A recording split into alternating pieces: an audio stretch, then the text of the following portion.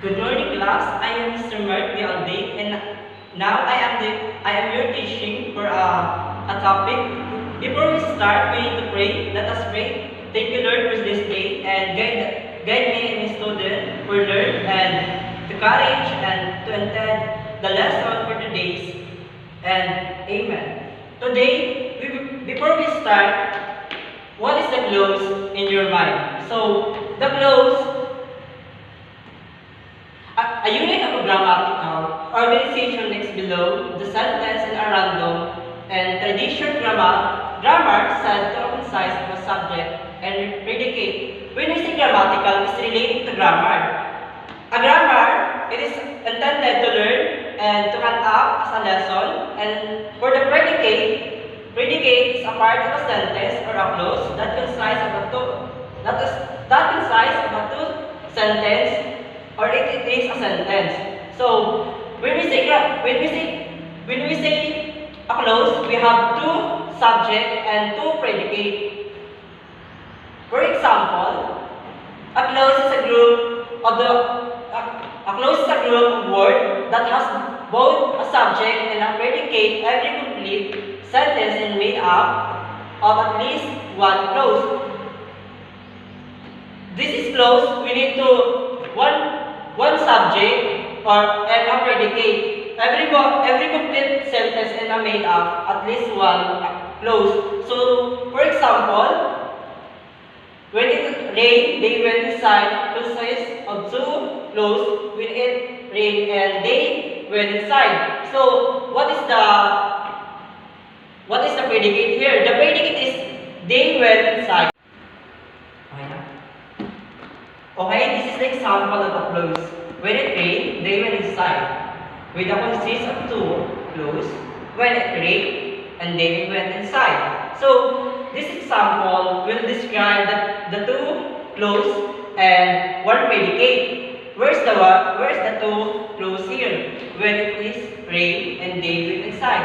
And the predicate is and. So, before proceeding, we have 6 types of a clause. What is the first clause? What is the first type of clause? The first type of clause, main clause. It is an independent clause. It's a group of words. Wait. The first part of the main clause, it is an independent clause. It's a group of words that contains both a subject and a predicate that express a complete though and can stand alone a sentence. It can also be joined to other dependent or independent clause to make a more interesting complete sentence. So, this is the main clause will describe the words of the sentence will be allowed to stand itself to describe the word. For example, enjoy sitting by the free place and reading, waiting to have a car's oil change is pouring. So, the first example will describe the enjoy sitting by the fireplace. So, the second example, to have my car oil change pouring. So, how do you define the sentence and to identify the main clause?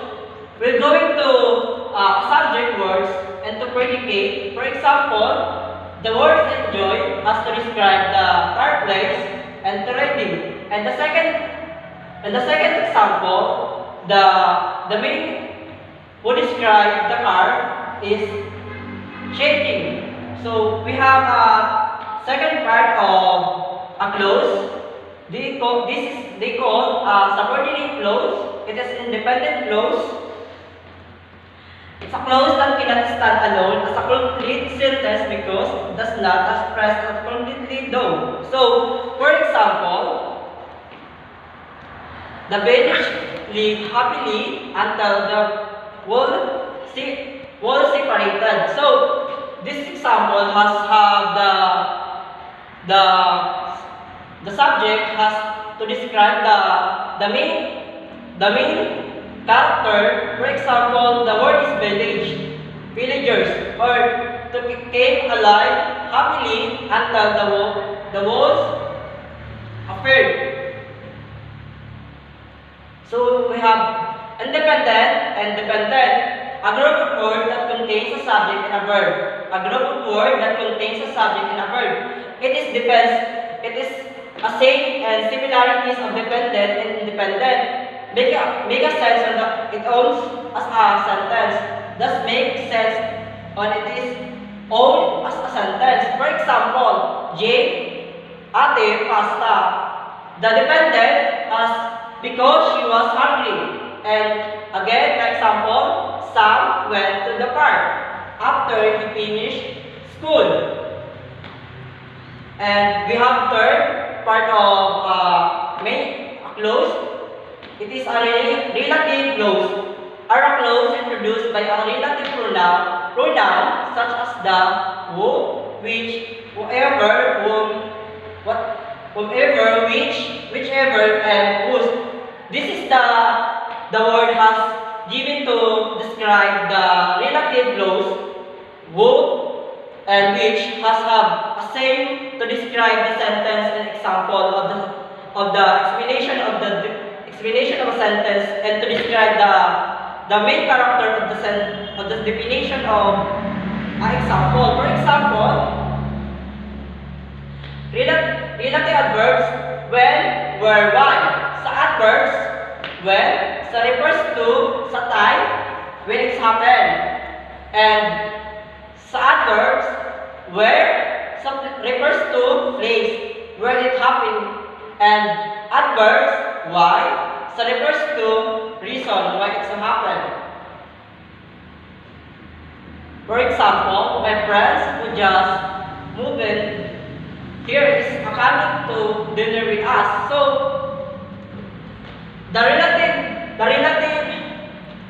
relative clause would describe the word is whom, and we have with and here.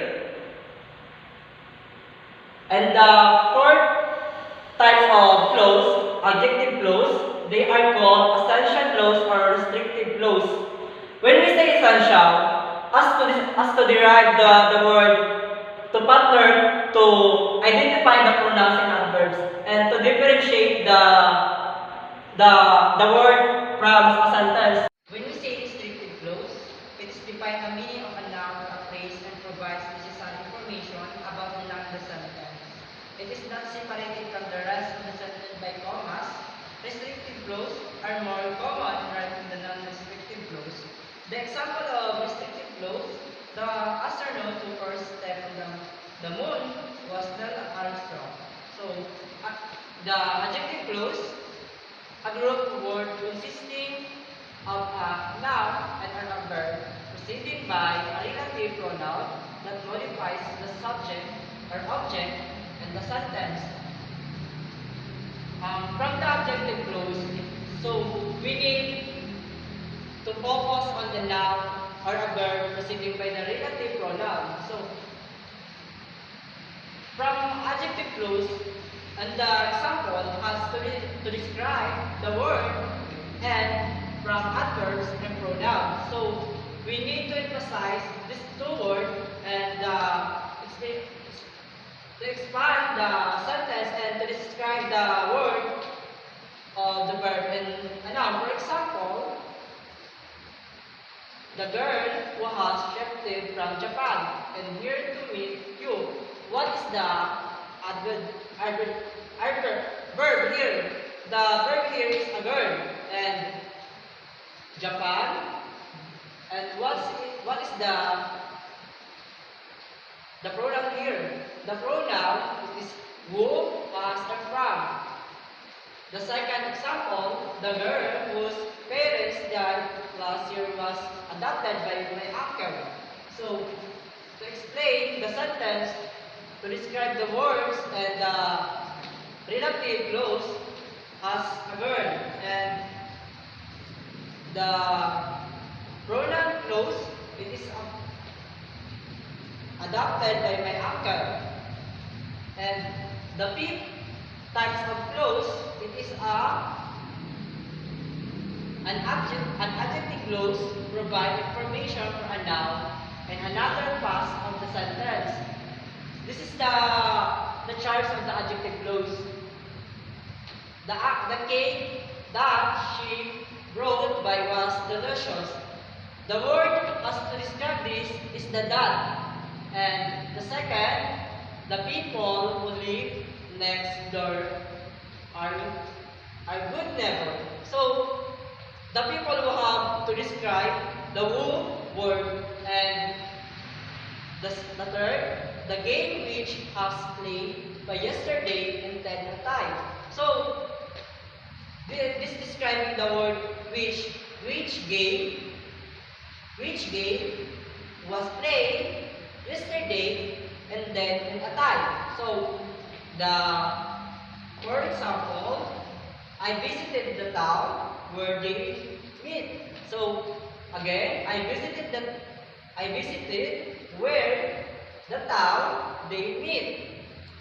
And the fifth example, the leader who with elected with commence work next week. So, who later will elected with the commence will work next week. And the sixth example, do you know the woman whose picture is the magazine? Again, do you know the woman and describe the woman who features in the magazine? And the last example of a relative close, she will always remember the day when the accident happened. So, to describe the day to when, again, she will always remember the day when the accident happened. And the fifth of types of clause is adverb clause. It's a dependent clause that modifies verb, an adjective, or an adverb. So, when we say dependent clause, again, it is to describe the two words of the noun and to concise the two words for the sentence and the subject, to go into predicate as to describe the sentence for what is the meaning of the word, to derive as a noun, a clause containing a subject and a verb that acts and adverbs to modify the main clause of a sentence. So, sa adverb clause, we're going to contain the subject and verbs that acts as an adverb to modify the main clause of a sentence. When we say the main clause or independent clause, we have a similarities of adverbs clause and a main clause. It is the part of a main clause, but these have separated for his own explanation and difference for her example. So, here sa adverbs clause has have two words and explain the sentence and give explanation of the definition of a noun and the adverbs or adjective words. For example, even if take the rain, I still might be late to my appointment. So, where's the adverbs or the adjectives here? The adjectives here is the even if they take the train. So, we'll describe the adverbs here is I still might be late to my appointment. So, these two of sentences have own definition, own sentence to have to describe the adjectives and adverbs word. The dog started chasing my car once. So, they saw it turn the corner. These adverbs clause describe when the dog started chasing my car. Okay? Okay. The dog started chasing my car. This is the adverb. But where is the adjective here? The adjective here is they saw and turned the corner. And the last part of the discussion of this clause, we'll go into the last part of a types of clause. It is a noun clause. Once again, it's a dependent clause that is used as a noun within the main clause of the sentence. Once again, this is the part of main clause.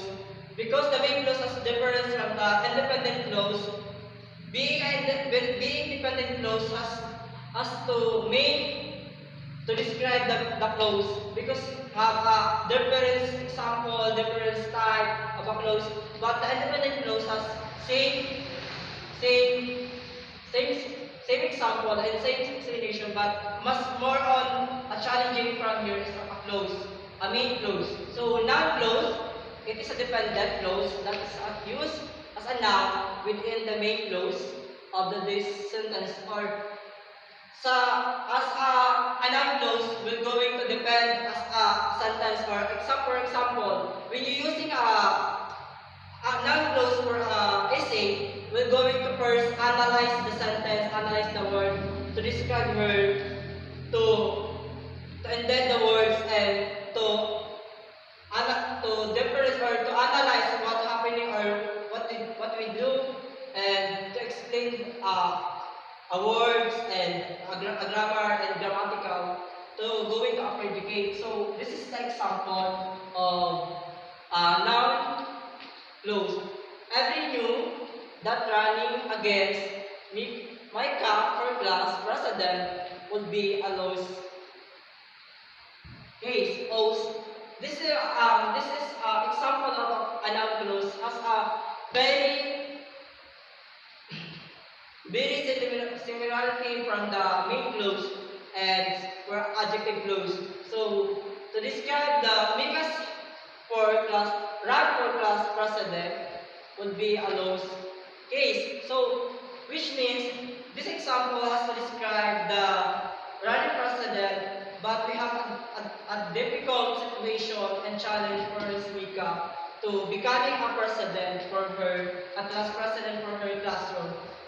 And once again, thank you for listening everyone. I am Mr. Mercury Alday from BSA 1N.